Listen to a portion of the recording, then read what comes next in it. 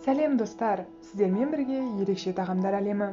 Бүгінгі видеомда өте дәмді әрі оңай жасалатын чак-чак рецептісін көрсететін боламын.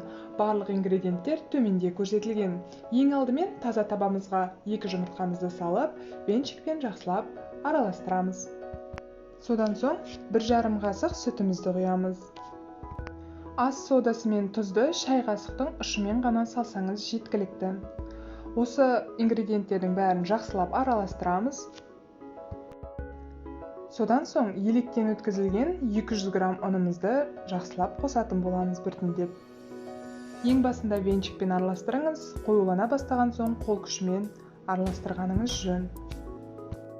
Мінекей қамырымыз дайын, енді 15-20 минутқа тыныштыққа қоюымыз керек. Осылайша тыныштықтан кейін қамырымызды алып, оқтаумен жазып, жұқа етіп жайып аламыз. Достар, каналыма тіркеліп, өз пікіріңізді қалдыруды ұмытпаңыз. Қамырымызды кесудің оңай тәсілі чак-чак үшін осылайша оқтауға қамырды орап аламыз, содан соң пышақпен кесіп шығамыз.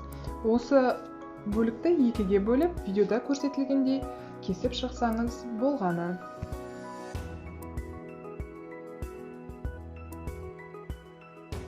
Мінекей қамырымызды кесіп дайындап алдық.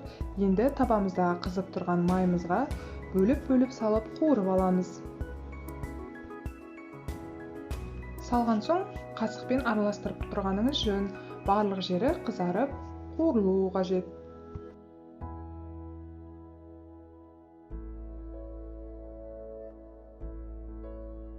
Мінекей осылайша қызартып, барлық қамырымызды қуырып, пісіріп аламыз. Ендігі кезекте сиропын дайындайтын боламыз. Ол үшін бар жоғы бал, шекер және су қажет. Жай отта табаға барлығын құйып, араластырып, сұйылтып аламыз. Содан соң пісіп тұрған чак-чагымызға құйып, ерекше дәм беру үшін мен қара кунжутты қуырып және тағы қостым.